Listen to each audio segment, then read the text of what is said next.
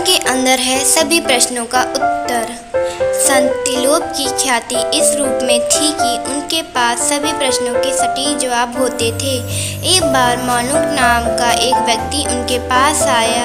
वह संत से बोला, महात्मा, मेरा मन इधर उधर भटकता रहता है।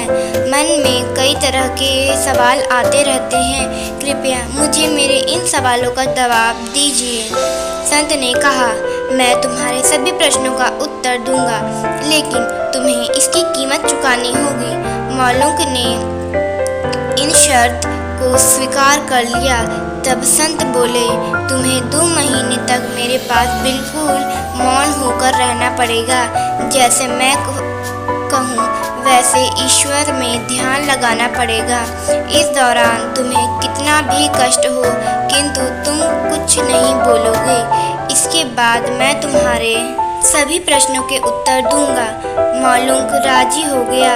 वह 2 महीने तक संत के पास मौन अवस्था में रहा और इस दौरान संत के निर्देशानुसार ईश्वर में ध्यान लगाता रहा।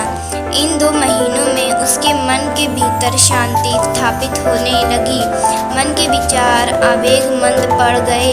2 महीने के पश्चात संत ने कहा, अब तुम अपने सवाल पूछ सकते हो। मौलुक ने संत के चरणों में झुककर कहा, आपकी कृपा से मैं जान गया हूँ कि शांत चित्त मन में सब सवालों के जवाब छिपे हुए हैं।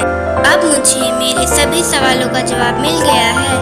कथा सार यह है कि मानव मन में उनकी सभी जिज्ञासाओं का समाधान मौजूद है, किंतु मन से समाधान पाने के लिए आपको शांतचित्त होकर सोचना होगा। अगर आप शांतचित्त होकर अपनी समस्याओं के समाधान के बारे में सोचते तो आपको आपके मन से कोई न कोई समाधान अवश्य मिलेगा। हम जिंदगी के कई फैसले जल्दबाजी में ले लेते हैं, जिनके लिए हमें बाद में पछताना पड़ता है। अगर हम अपनी ज़िंदगी के अहम फैसले शांतचित्त होकर लेंगे तो सकारात्मक परिणाम आएगा।